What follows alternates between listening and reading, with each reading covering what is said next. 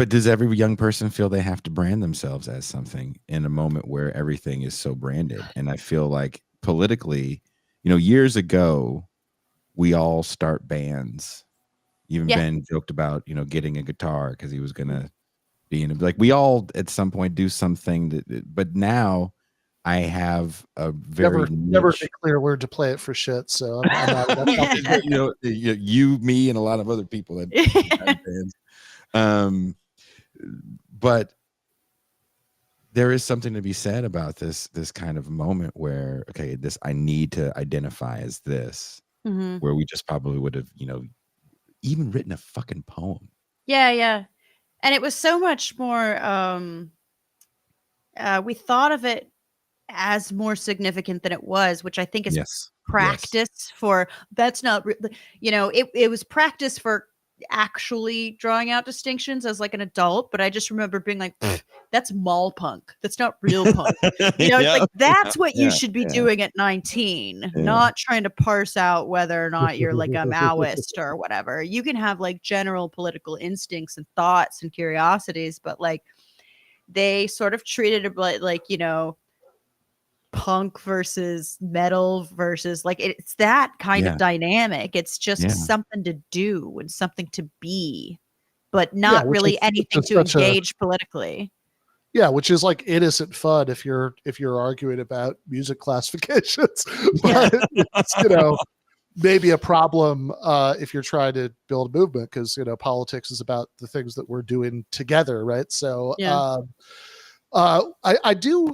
I am curious. Speaking of which, I mean, I don't know, Jason, if I'm stepping in anything you wanted to get into here, but like,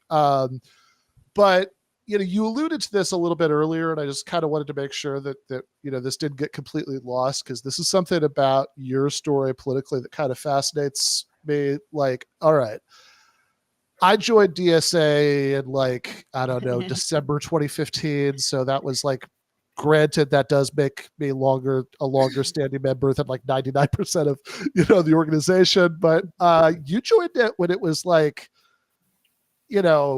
like a mailing list of like several hundred people. Like I guess the most basic question is why, right? I mean, kind of what did you see there?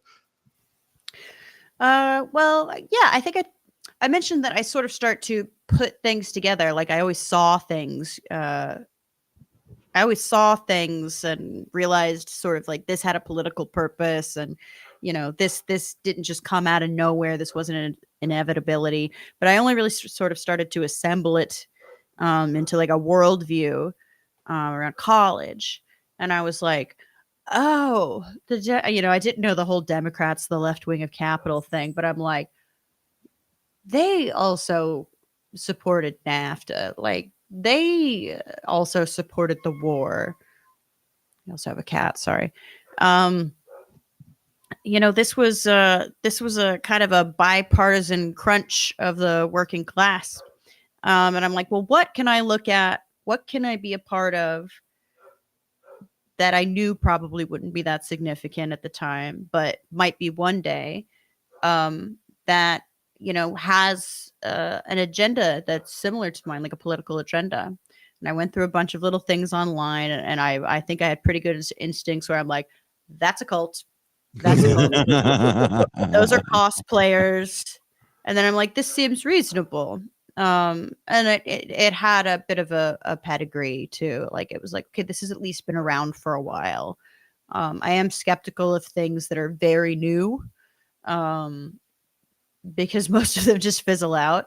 And I was like, okay, I'm not, this has room for me and what I believe. And I think I could be instrumental in this. And I'm like, hey, and who knows, maybe someday they'll become relevant.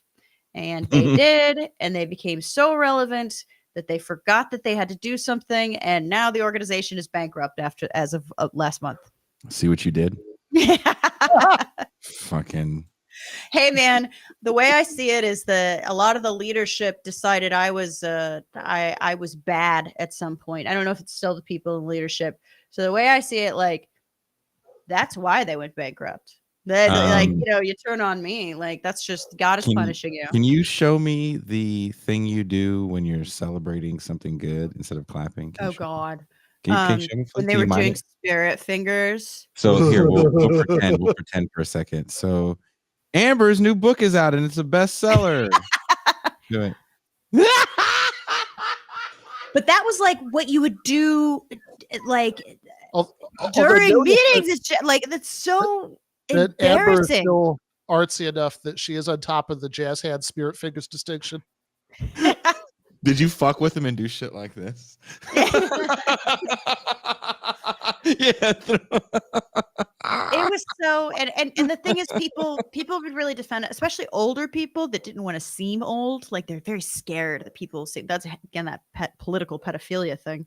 Mm-hmm. They were like, well, don't make, they're doing things differently, and like let's make room for them to do things differently. And I'm like, they're doing things differently from like the common language of most of the country. That is not a movement of the people or the 99% or whatever. That is a bunch of college kids inventing a new language to determine who is in and who is out and who's reading the daily telexes on what you need to do to signify that you're on the right side of history and that you belong. If you can't do what the average fucking 42-year-old Philadelphia dad can understand or whatever, like then what the fuck are you doing? Speak the common tongue, for Christ's sake. Like it's like Beyonce's never gonna get. Yeah. It's not. Is that what happens when you say the wrong thing? What happens? Can you show me what happens when you say the wrong thing? Don't act like you don't fucking know that. I forget them. I spent all of those meetings like this. Really, Daria? I'm not surprised. I was such a real. I was real. There was like you couldn't just say like no. Mm-hmm. So that was part of it. Like you couldn't boo. Obviously, the big thing was like don't make noise. Because like people with sensory issues or whatever. Who like force sensitive Jedi? Oh God. I guess so. Yeah. Also, they feel a rift in the force or whatever. Several hundred people at the DSA convention, like maybe 3 of them have some sort of extremely unusual sensory issues. Can you just like give those 3 people earplugs? What do they do at an airport? It's almost like they're yeah. If they're not full of shit, I'm sorry, you just can't participate. Like if you don't have the capacity or the ability to do the things that people do to communicate in the real world, maybe you need to find another way to contribute. Maybe public speaking isn't going to be your thing. Make some posters, whatever. Make some spreadsheets. But if you have trouble with, public engagement in any like normal way, then maybe being in public isn't your thing. But also they're big liars and they're full of shit. Yeah. I mean, I've got to figure most people who say things like that, like, no, and no one to be like, fuck you, you're a liar. Nobody wanted to. People are so scared. That was the weird thing to me, is that people were so scared if they weren't skeptical about. So sometimes they just lacked the skepticism to be like, I think that person is full of shit. But even the ones that privately knew, they were scared of saying, of not believing. You know what? It was a little bit like Believe the Children. Like it was like, no, we can't possibly conceive of a world where a kid would make this up after an hour being coached by a cop without their kids or without their parents. Like, no one ever lies. No one has. Why would someone lie about this? And it's like, there are all kinds of reasons people would lie. People lie about killing people. Yeah. When I think about all the times I lied about why I was late for work. Just lie. Like, you ever lied to your parents? Like, look, here's a real question. And to anyone watching the show, have you ever lied to your parents when you weren't really in trouble? You know, that like your mom asks you a question, probably not Ben, because God damn it. I mean, you want to talk about wonderful family. Are you calling him a mama's boy? Uh, Other than his dad that never liked him, but his mom. I mean, really Jason's, Jason's Lori. met my mom. It's a very pleasant woman, but yeah, sure. Right. I mean, I'd lie to parents when I did just for like social comfort or whatever. It's like anybody who said they didn't would presumably be lying about that. Right. I mean, like, or like extremely autistic. Yeah. Like so autistic that you're like, that guy is telling the truth. Hitherto unknown levels of autism. But but yeah, look, I get it, right? Like, because I know, I mean, I was actually that convention where those clips were from about the spirit figures and all that. They should have been kicked out. Yeah. No, you're being point disruptive. Point of privilege? Is that what the point of privilege thing happens? Yeah, I just feel like you're being disruptive. If you can't handle this, leave. But no one wanted to do that because the whole thing was like, we have to be sensitive to everyone. We have to bring everyone in. It's like, no, you fucking don't. What organization brings everyone in? Even if that organization is going to benefit that person, that doesn't mean they get to be in charge of anything. Some people can't be in charge of things. By the way, Jay Sefri, that guy is in such better shape than I've ever been in. That is not the actual body type of a philosophy professor. But in any case, look, I mean, I get it because a lot of people I know, right? I mean, look, I talked to plenty of people who were there who were definitely rolling their eyes. My best friends use spirit fingers. Yeah, exactly. But like, I get it. You don't want to be the person being like, no, this is stupid. Like everything you just said, all those rules are stupid, whatever, because then you're starting a whole thing about it. And that's not really what you're there for. And like, you didn't, and don't, nobody. And thus that person is allowed to start the whole thing. Thus they get to run away with the meeting. Here's my favorite thing to do in a fucking meeting where someone's doing that. Here's my motion. Yeah, it's just the correct response. But I get it. Like, you become a socialist. People are so scared. They got. I'm sorry, you gotta fucking grow a pair and be like, that person's full of shit. Get him out of here. Like, I don't know if they're like a provocateur or just an asshole, but get them out of here. They're fucking shit up for everybody. We have shit to get done. The next game we're going to play at TIR is What's in Amber's have shit to get done. Like, again, you become a socialist because you care about like actual injustice in the world, not because you want to like spend your time arguing with crazy people about whether clapping is okay. Right. Mm-hmm. So like, I understand the instincts, to be averse to conflict about it. But then the problem is that those people, just get to like get their way all the time. And that, then it projects this like horrible alienating image to the rest of the world. And like, I mean, I think just doing this, you see, is probably a fair compromise.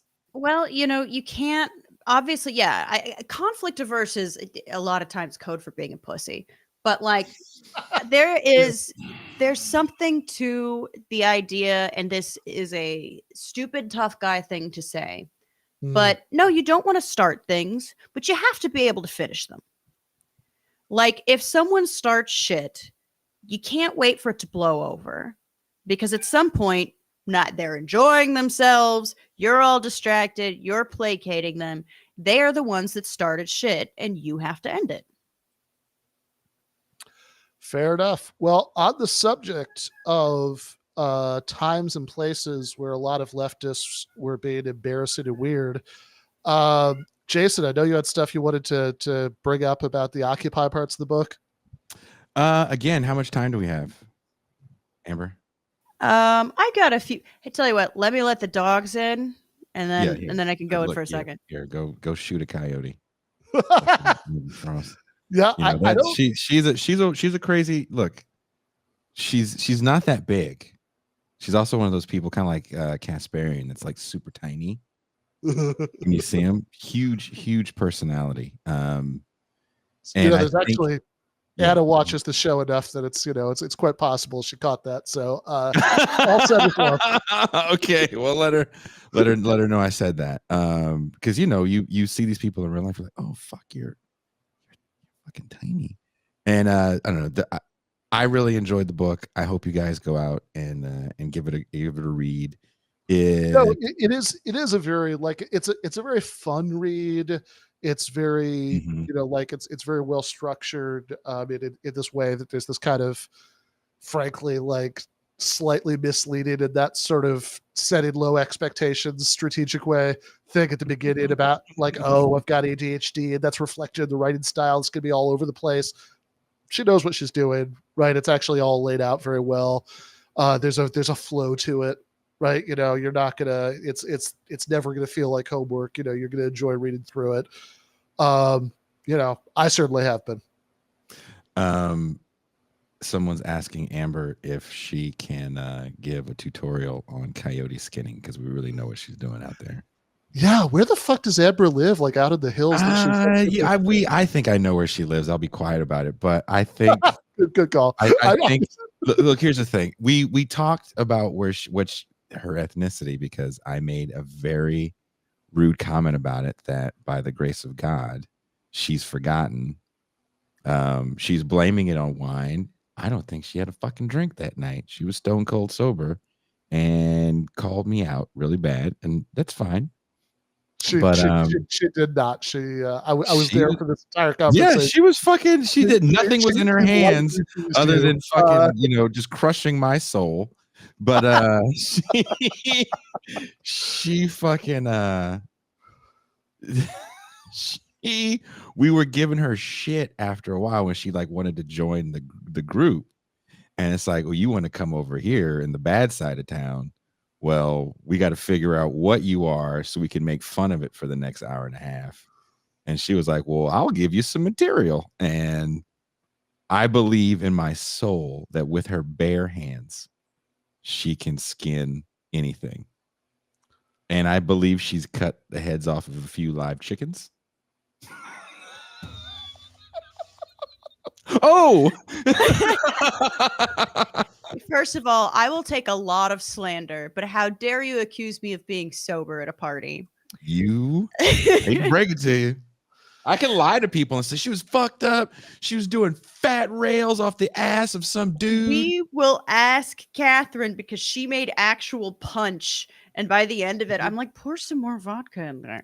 Yeah, you know why you had to say it like that? Because you were not drinking it. You forgot how much fun we I were. had a designated driver for a reason. As for coyotes, I love coyotes. Mm-hmm. I would never hurt a coyote. I identify with them. Ben, we have to address some super chats for a second. Amber, yeah. You have to be with. So also we have to add, usually we cut this show off at an hour. Because Amber agreed to come on a Wednesday, which is usually our white guy Wednesday, they're allowing me to gentrify it. I did bring white people in, so it's okay that I'm here. Please don't mess with me on White Guy Wednesday. And you're getting free champagne here on the TIR. But thank you for the super chat. We have to address this, Ben, and you need to answer this question. I do not. You do have to answer this question. Oh, I gotta know. Well, okay, look, I forgot. This is also being streamed on Ben's channel. Ben would never answer this question on his own show. He's just doing this for me. Okay. Ben, what's Ben's opinion on host? Loyal or not loyal? Clear this up. People need to know. Well, I believe the conventional wisdom is not loyal. I think I've heard that in some lyrics.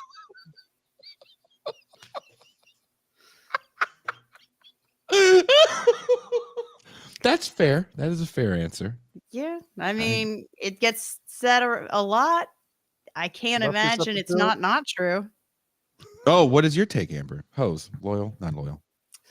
I'm sorry. In my experience, they have not been. I'm not going to use that to generalize about all hoes. Right. But I've had some bad hoes in my past. Mm-hmm. Mm-hmm. Well, maybe you just haven't met the right hoe. Exactly. I've always Amber. said that. Hint. Exactly, Amber. Maybe you should come down south to Mexico. Change your whole hoe perception.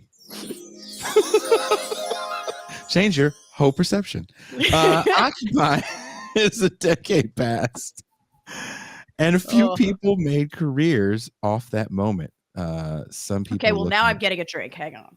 Oh shit! Now she's getting a drink. I don't know what was in that cup, but she went from being shy at the beginning of the show. Did she pull up a whole bottle? This nigga. We're gonna need the big bottle.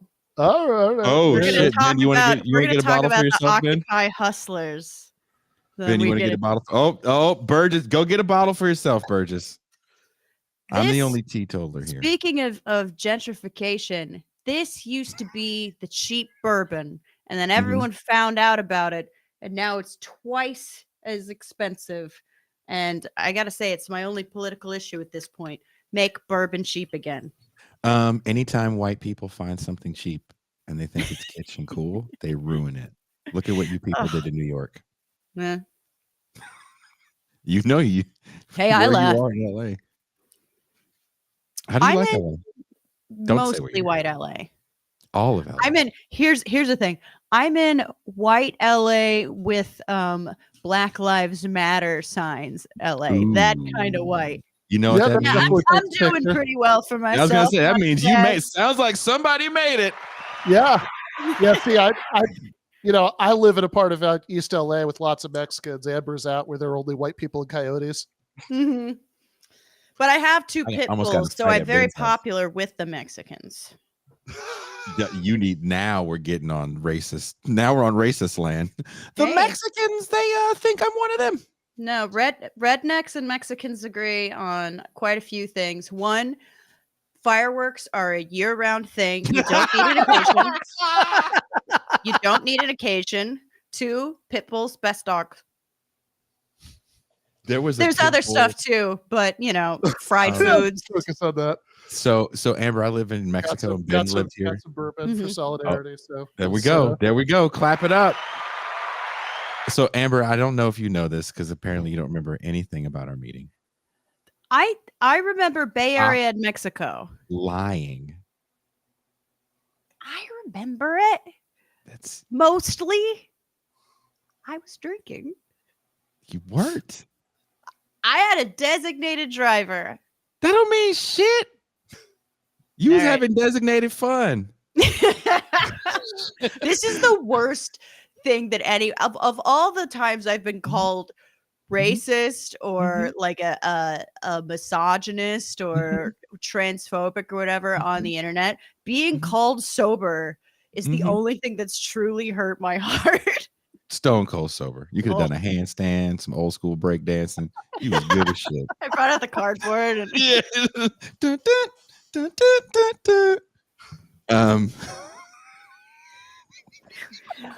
I know we're off track, but we're having such a good time. I'm having a really lovely time. I just want to make sure that because you got a lot more press to do on this book, I want you to, at the end of all your other interviews, I don't give a fuck what show you're on, be like, this is all right, but I went on this one guy's show that lives in Mexico, and that was so much fun with Ben Burgis. Then you won't remember my name, like that one guy. Yeah, Ben Burgis and the black guy with the hat. Yeah, black guy. I just remember black guy. I don't know. Jamie Foxx. I don't know who the fuck it was. I will say the worst part about this part of LA being like all the friends are like white. There's a lot more guys that live on this side of town.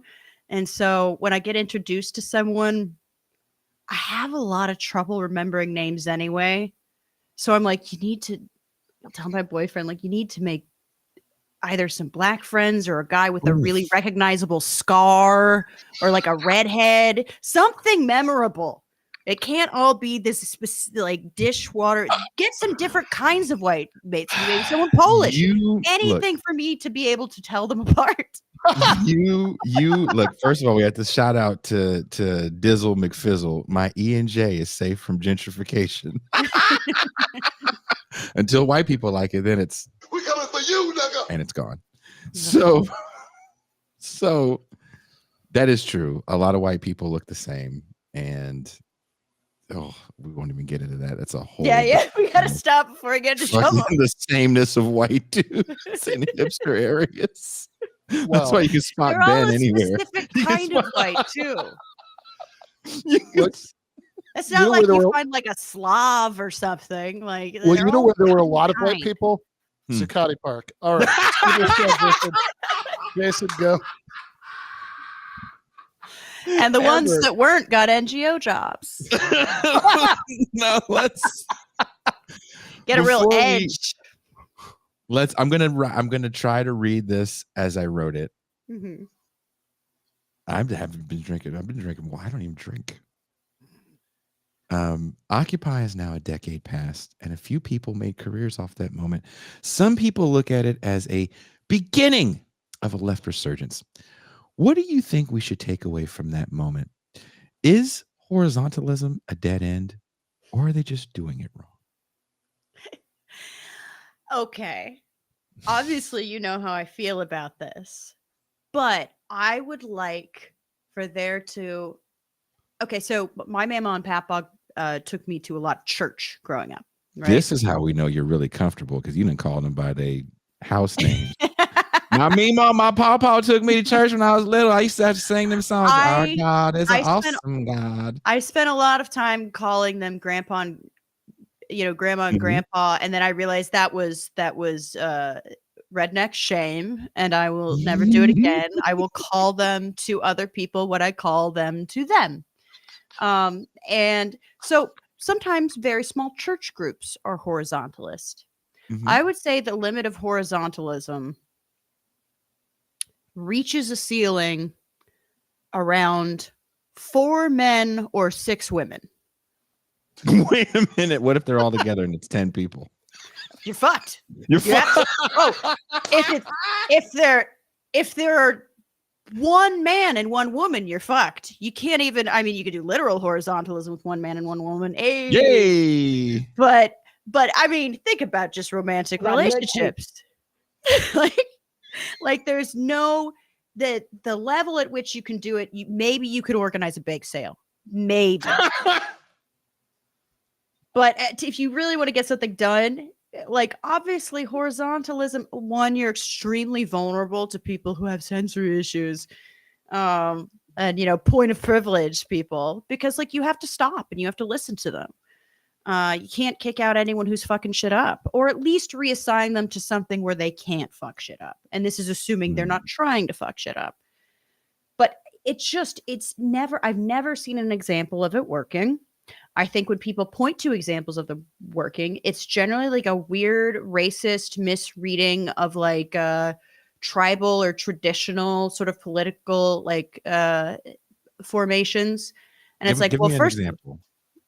Oh, I've heard people be like, I don't know. I can't think of like what tribes they use, but the Ojibwe people of North, or something like that, or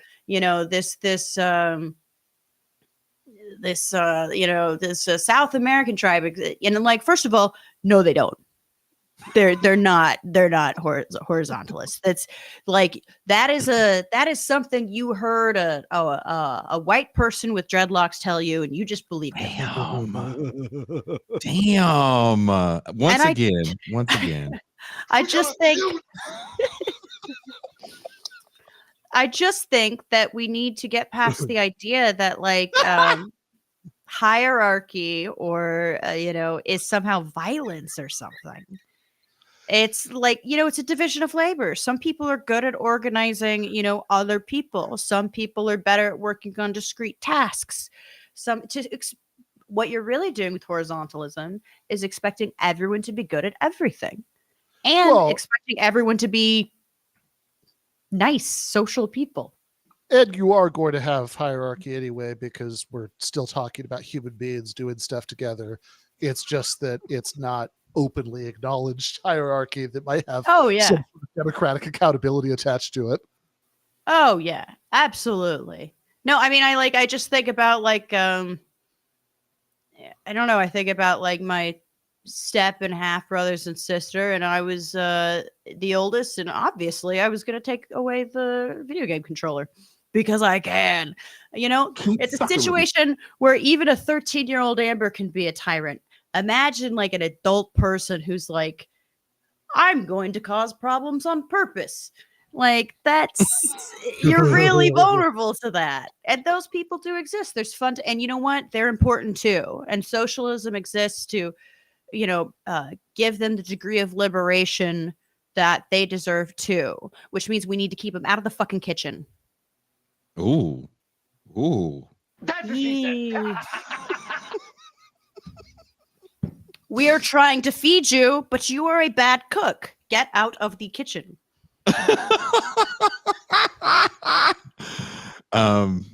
People said that this is killing it, and you have to get the wrestling drop at the end of the episode. I know you again. I know you'd ever watch this show. I don't totally listen to for podcasts. racist. I'm really, Just, yeah. Oh you yeah. know, it's Well, I because am racist. I mean, come on. the internet doesn't lie. They A say- learning, and not even a learning racist, like has learned nothing. No, I refuse to learn anything. I refuse to unlearn my racism. My racism is the only thing that I've learned, and you know what? I'm done. I'm done learning and unlearning. There we go. You guys want to know what the book is really about? At the end, she First just said, page, N-word. yeah, and that's how it ends too. It ends, it goes, and that's why I can say the N-word. Dum, dum. Once a year on my birthday, but there's rollover. I think people just figured out what a little bit of my not white is. What- But I admit nothing.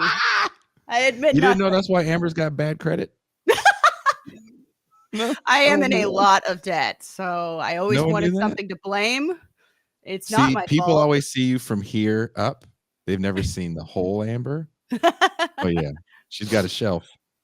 Don't get it twisted. That's why she wasn't drunk. She was knocking over everybody else's drink. with a big hand. Excuse me. This is why I have the big bottle. It's not as difficult to knock over. Right? Yeah. Look, you guys are getting an inside scoop. Oh God. There was a period too where people were on Reddit playing the racial guessing game, and I thought about saying something about it. Then I'm like, no, this is more fun. I like watching the debates more.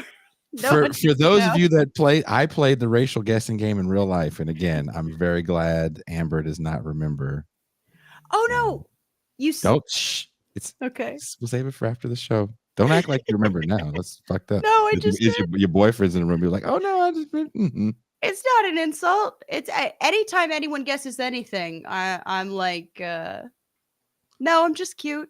You know, like it's you know, it's never an insult unless you're racist. I was gonna say something so offensive.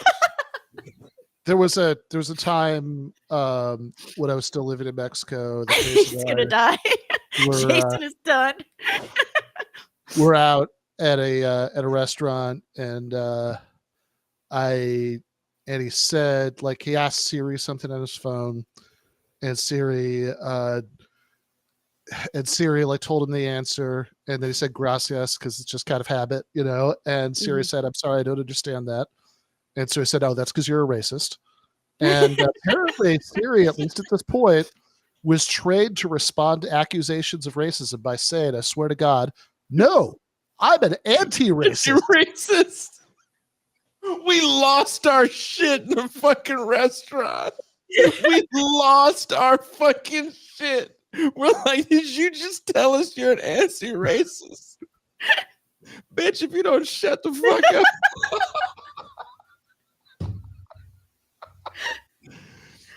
Oh, and it was at that moment. Yeah. Oh God. Oh, okay. I'm sorry. One more thing, just related to technology. My ex was like a VFX. You met my ex. You don't know the new one. I'm, lonely a lot, but never for long. Ooh, There's there's a story to that too. he was a VFX guy. Like, he works in video effects, and of course they started to involve AI stuff. And you communicate with chat GPT or whatever too, and you try to get a conversation out of it. And he was saying, Siri, tell me, or whatever, chat GPT, tell me a joke about an Italian. And it was like, why did the Italian go to sleep? Because he was too tired from eating spaghetti. And it's like, okay, first try. I get it. You're learning. But then he goes, tell me a joke about a black guy. And they're like, I'm sorry, you can't do that. That's racist. And here's the thing, though. Here's the thing. That means that Chat GPT is white. Because black people would make jokes about black people. What they have default done is turned the technology white. That is so funny.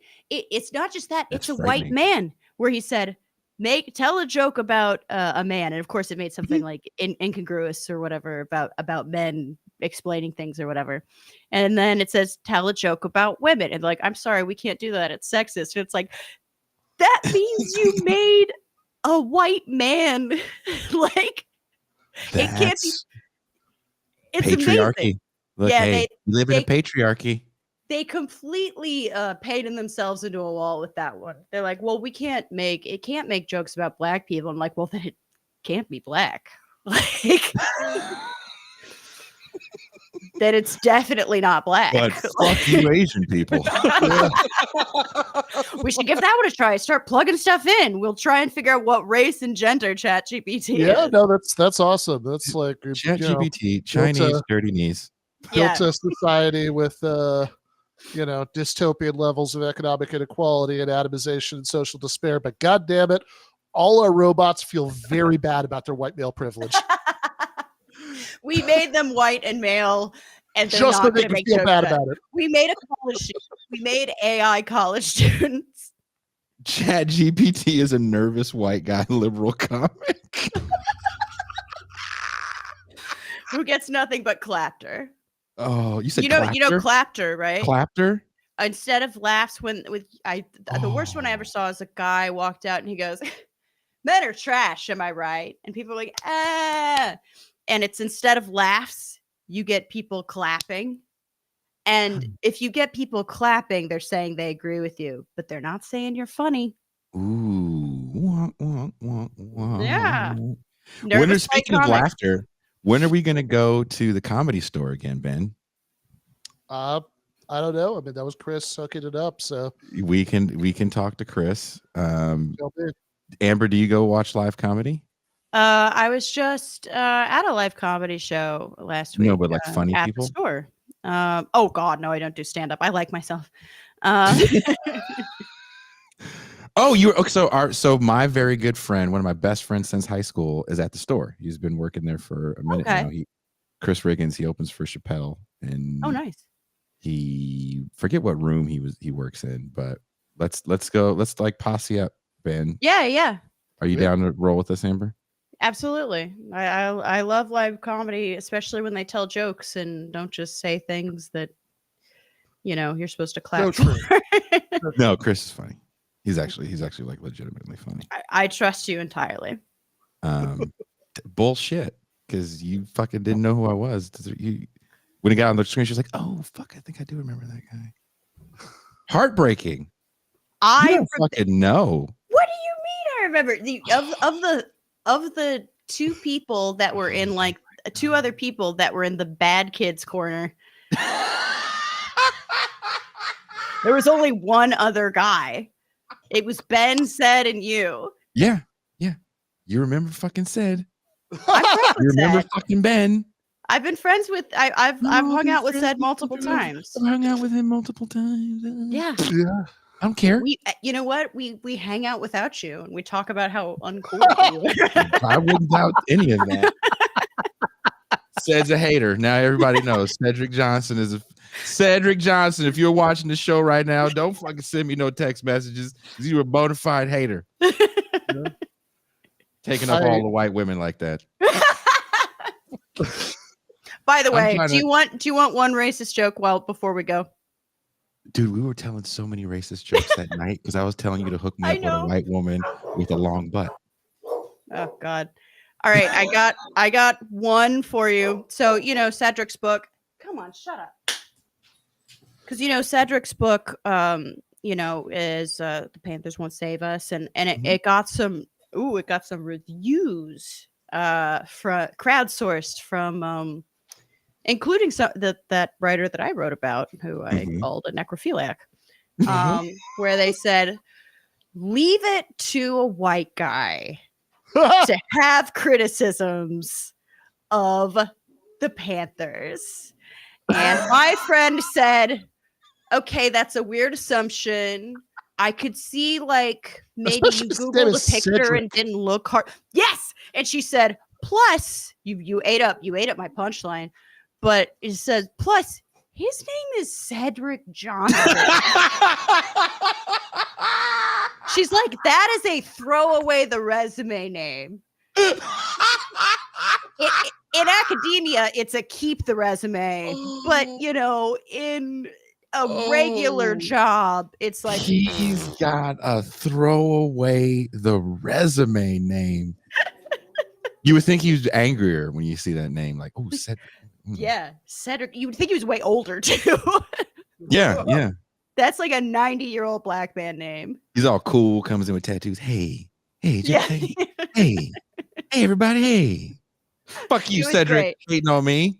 It was Damn. great. There were like just a rash of people saying, "Thou dare this white man!" And it's like Cedric Johnson. The worst is when Cedric Johnson gets confused for the other Cedric Johnson, who's also an academic. Oh, and, that maybe is what happened. And he gets confused with Cedric Robinson. Okay, that's gotta hurt. And wrote a book that none of us like.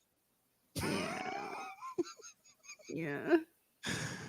That is, yeah. And now we know he's a hater. Yeah. Everybody send him a message and say, hey, Cedric, we heard you were hating on Jay when he wasn't around. Make sure he could never have his Kim Kardashian, Kanye West dream couple with Amber Ailey Frost. Yeah.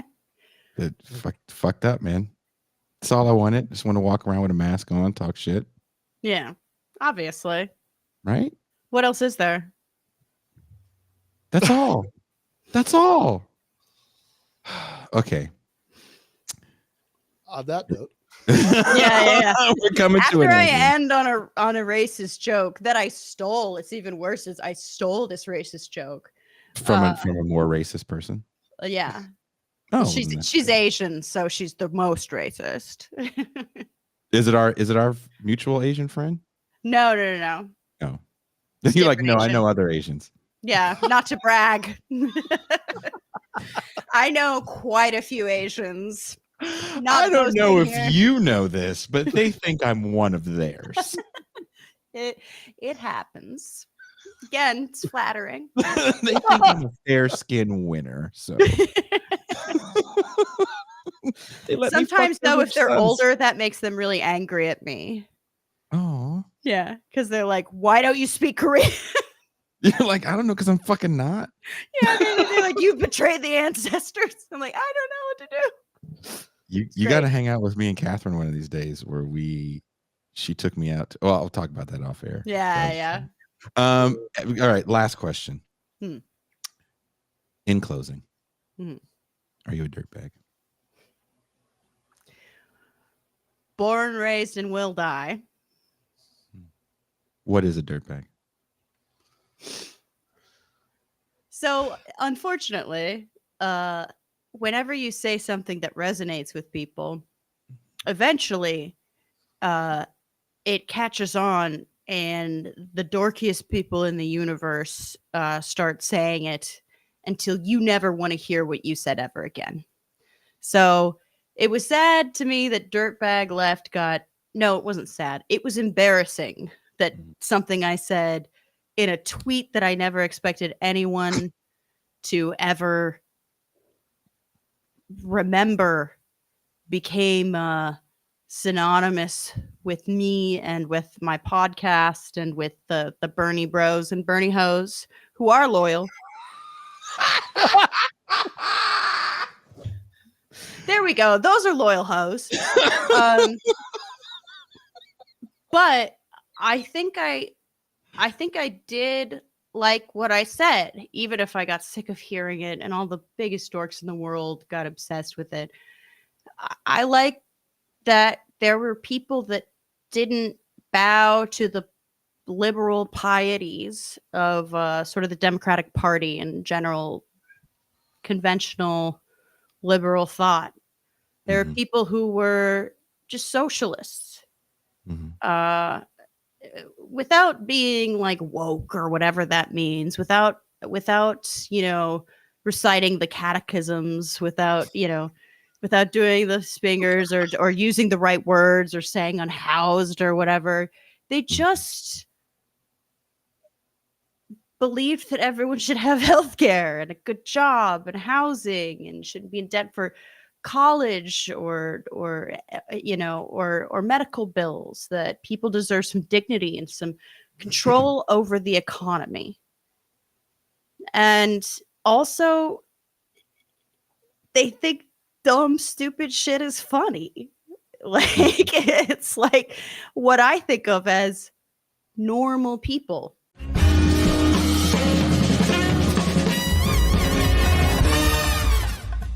You have been watching free public content from Give Them an Argument. To access every single episode of the show, the main show on Monday nights, all of the streams, all of the debate breakdowns, all of the patron-exclusive postgames on Monday nights, all of the patron-exclusive bonus episodes every week, and much, much more, go to patreon.com/Ben Burgis. I cannot resist ending this with, don't be foolish.